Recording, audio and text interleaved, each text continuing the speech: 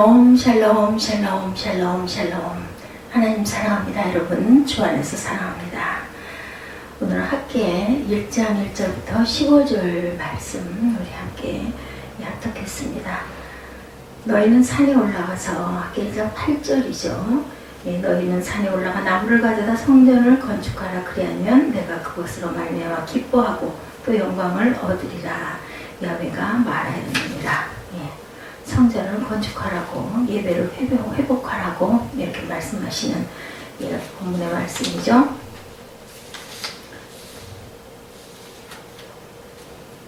세상의 모든 생명체 중에서 인간이 으뜸간다는 사실은 창조론을 믿지 않는 사람들도 모두 다 당연히 믿고 있는 그러한 말씀입니다. 그런데 세상 사람들은 인간이 으뜸가는 이유로 인간은 생각하는 그러한 그 동물이다, 존재이다 이렇게 얘기하죠. 생각할 수 있다는 것을 손꼽습니다. 그래서 예로부터 사람은 생각하는 동물로 특정적인 행위인 자기 성찰을 강조합니다. 생각하죠. 생각 안 하고 어떤 일이든 우리는 할 수는 없습니다. 그러나 사람이 자신을 살피고 올바르게 다스리는 일이 그렇게 만만하고 쉬운 일만은 아닙니다. 그래서 파산중적, 파산중적이 파상중적난, 즉 산속의 도적은 부수기 쉽지만 마음속의 도적은 부수기 어렵다. 파산중적이 파상중적난 이렇게 얘기합니다. 이는 사람이 자기의 욕망을 이기기가 정말 어렵다는 의미를 갖고 있죠. 이처럼 자신의 육신의 욕망을 이기는 것이 어렵기는 하나님의 백성들도 마찬가지였습니다.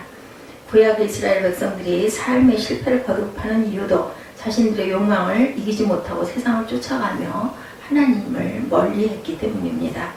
오늘의 성도들도 삶에서 실패를 거듭하게 되는 이유도 아마 거의 비슷한 같은 이유 때문은 아닐까. 내가 내 자신을 잘 다스리는 것처럼 귀하고 중요한 것은 없습니다. 이와 같은 사실을 본문 말씀을 통하여 우리가 깊이 묵상해 보도록 합니다. 5절에 그러므로 이제 나 만군의 야훼가 말하느니 너희는 자기의 소유를 살펴볼지니라 이렇게 얘기합니다. 하나님께서는 이스라엘 백성들이 지금까지 무엇을 위해서 살아왔는지를 돌아보라고 하시죠. 이는 실패의 자리에서 성공의 자리로 돌이키도록 하기 위한 하나님의 배려입니다. 근데 본문 말씀의 내용은 성전 재건에 대한 말씀인데 이 말씀을 이해하기 위해서 먼저 이 말씀이 있기까지의 배경을 우리가 잘 살펴봐야 할 것 같습니다. 하나님을 거역하고 자기 마음대로 살던 북이스라엘은 하나님의 징계를 받아서 BC 721년 아수르에 의해서 멸망을 당하죠. 남아있던 남유다도 하나님을 멀리하다가 끝내 하나님의 징계를 받아서 BC 586년 바벨론 왕 느부갓네살에 의해서 멸망을 당합니다. 100년 조금 더 되게 더 유지하다가 멸망당하죠. 예루살렘의 성은 무너지고 예루살렘의 성전은 돌 하나도 돌 위에 남지 않고 모두 무너뜨림을 당합니다. 금은보석으로 만들어진 성전 기명들은 모두 느부갓네살의 전리품으로 빼앗기게 되죠. 하나님을 저버린 그런 대가. 하나님께서는 북이스라엘과는 달리 남유다에 대해서 끝까지 진노하시지 않겠다고 하셨는데 예레미야 선지자를 통해서 징계 기간을 70년이다 이렇게 예언합니다. 징계 기간이 마치면 이스라엘 남은 자를 다시 회복시키시겠다고 말씀하셨죠. 남은 자는 징벌당하는 중에도 하나님을 경외하는 경건한 신앙인의 사람들을 의미합니다. 이사야 10장 20절에서 22절에 그 나라 이스라엘의 남은 자와 야곱 족속의 피난한 자들이 다시 자기를 친자를 의뢰치 아니하고 이스라엘의 거룩하신 자 야훼를 진실이 의뢰하리니 남은 자 곧 야곱의 남은 자가 능하신 하나님께로 돌아올 것이다. 이렇게 증거되어 있습니다. 이스라엘이여 내 백성이 바다의 물에 같을지라도 남은 자만 돌아오리니 넘치는 공의로 회멸이 작정되었습니다. 이스라엘 백성들의 징계 기간이 거의 다 됐어요.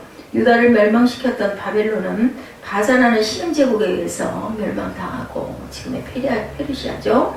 고레스라는 바사 왕이 다스리게 됩니다.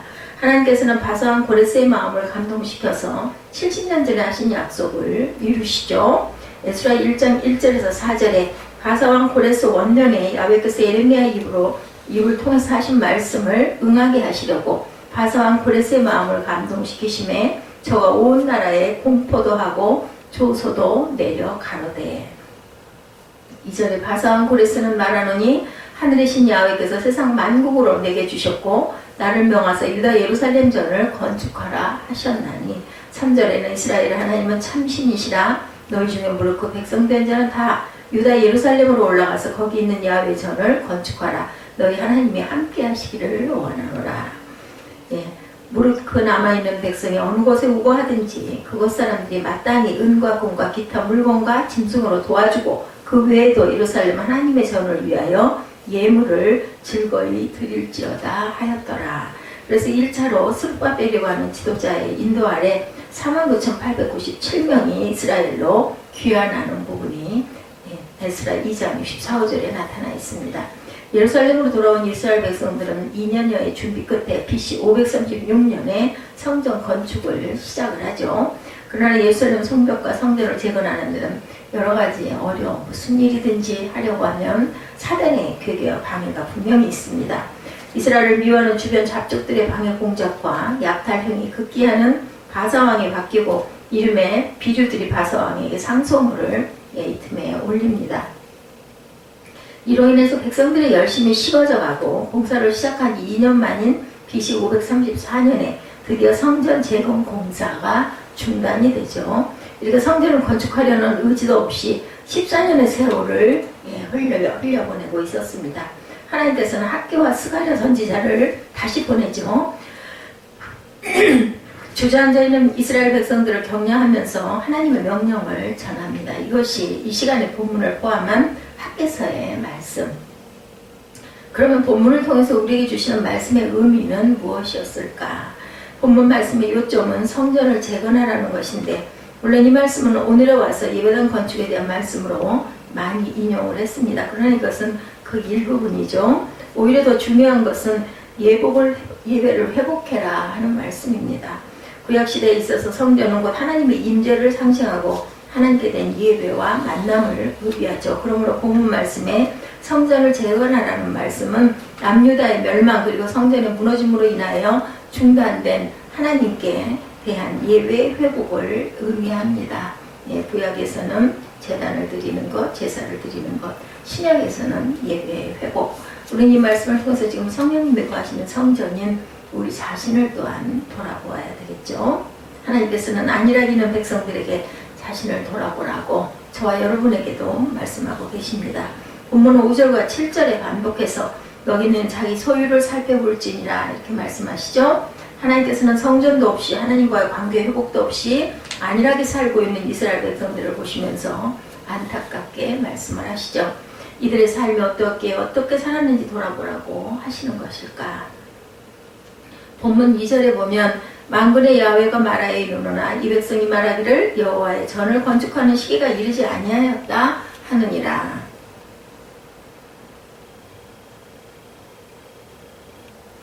이스라엘 백성들이 환경을 탓하며 성전 건축을 자꾸 미룹니다. 이유는 지금은 때가 아니다. 이것이 이유입니다. 잘못된 생각이죠. 왜냐하면 사람이 자기 때가 언제인지 알지 못하는데 사람이 자기 때를 알지 못하면서 어떻게 지금은 때가 아니다 이렇게 얘기할 수가 있겠느냐는 거죠. 이스라엘 백성들이 이러한 변명을 하는 이유는 자신의 인간적인 욕심이 가득한 것과 하나님의 일에 대한 열심이 상실이 되었기 때문 일의 우선권을 상실했다는 말입니다. 우리가 무엇인가 열정이 나면 그것이 제 1순위 때로는 0순위다 이렇게도 얘기를 합니다. 순위와 상관없이 가장 먼저 해야 할 일. 그렇죠. 전도서 11장 5, 6절에 바람의 길이 어떠한가 아이벤자의 태에서 뼈가 어떻게 자라는 것을 내가 알지 못한 같이 만사를 성취하신 하나님의 일을 내가 알지 못하느니라 이렇게 말씀합니다. 너는 아침에 씨를 뿌리고 저녁에도 손을 거두지 말라. 이것이 잘 될는지 저것이 잘 될는지 혹 둘이 다 잘 될는지 알지 못한다. 이렇게 증거되어 있습니다.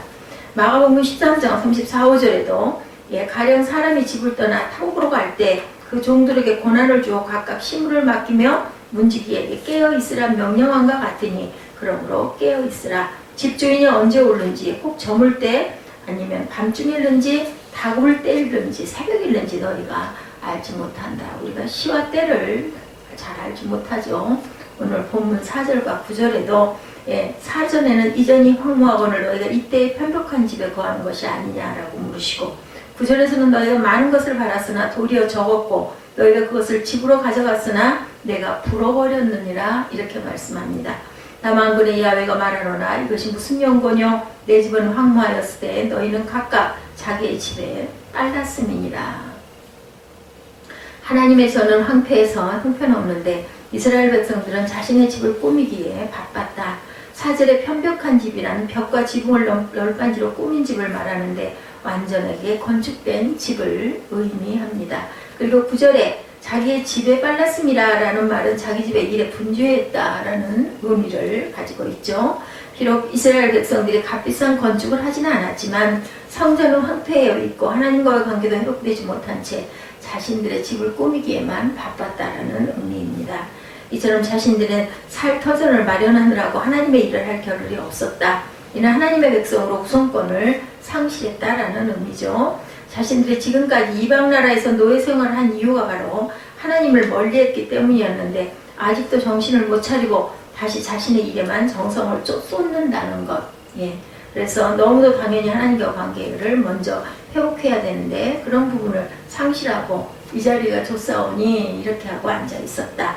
그래야 생활이 회복될 테니까 우리가 먼저 하나님과의 관계를 회복해야 되겠다. 미국이 저렇게 복을 받는 이유가 청교도들이 이주해서 가장 먼저 예배당을 짓고 하나님께 예배하죠. 청교도들이 인도를 향해서 떠났던 것도 거기서 마음껏 예배드리기 위해서 떠났다는 것입니다. 엄청난 그 탄압을 받죠. 하나님께서 질책하신 이유가 바로 이것입니다. 하나님의 사람인 성도들은 마땅히 자신의 일보다 하나님의 일에 우선권을 두어야 되겠다. 마태복음 6장 33절에 너희는 먼저 그 나라와 의의를 구하라. 그리하면 이 모든 것을 너희에게 더하시리라 말씀하시죠. 누가복음 9장 62절에는 예수님은 손에 쟁기를 잡고 뒤를 돌아보는 자는 하나님의 나라에 합당치 아니하리라. 하나님의 일에는 때가 아니라고 하면서 자신들의 일에 열중했던 이스라엘 백성들에게 하나님은 그들이 당면한 생활의 문제를 설명합니다. 자, 이들이 당면한 생활의 문제가 무엇일까? 본문 6절과 9절 그리고 11절을 보면 이스라엘 백성들이 부지런히 자신들을 위해 일했지만 결과는 항상 빠듯한 생활이었다라고 나타납니다. 열심히 농사를 지었는데 비가 자주 오지를 않아서 수확이 적고 열심히 일한 만큼의 결과가 주어지지가 않았다. 마음이 편치 않으니 먹어도 배부르지 못하고 엉뚱한 곳으로 재물이 빠져나가니 주머니는 항상 비어있게 마련이죠. 재물이 들어오는 만큼 엉뚱한 곳으로 빠져나가니 역시 형편은 마찬가지이죠. 하나님께서는 이러한 이스라엘 백성들이 당면한 문제의 원인이 우선권을 상실했기 때문이다. 이렇게 말씀하시죠. 아브라함, 이삭, 야곱, 요셉, 다윗 등 믿음의 선조들이 그 삶을 면밀히 살펴보면 이들이 하나님의 뜻에 우선권을 두었을 때 그들은 형통했고 자신들의 뜻대로 했을 때 고난이 따랐다는 것을 우리가 성경에서 증거되어 있는 것을 봅니다. 그러면 하나님께서 우리에게 원하시는 우선권은 과연 무엇일까? 본문 8절이죠. 너는 산에 올라가서 나무를 가져다 전을 건축하라. 성전을 건축하라는 이야기. 오늘날로 말하면 예배를 다시 살리라는 얘기죠. 하나님께서는 이스라엘 백성들의 순수한 노력과 열심을 원하십니다. 전을 건축할 수 있도록 재료를 가져다 주는 것이 아니라 자기들의 열심과 노력으로 구하라고 말씀을 하시죠. 이 말씀은 예외의 회복, 또 하나님과의 관계 회복, 성도 자신의 열심과 노력으로 이루어야 함. 내 자신이 내가 해야 된다는 거죠. 예배의 회복은 하나님과의 관계 회복이죠. 하나님과의 관계가 회복되는 것은 우리 삶의 회복을 의미하고 요한 3서 2절에 사랑하는 자여 내 영혼이 잘된 같이 내가 범사에 잘되고 강건하기를 내가 간구하노라 이렇게 말씀합니다. 그리스도인의 삶의 우선권은 영혼이 잘된 같이 영혼이 잘됨이 있죠.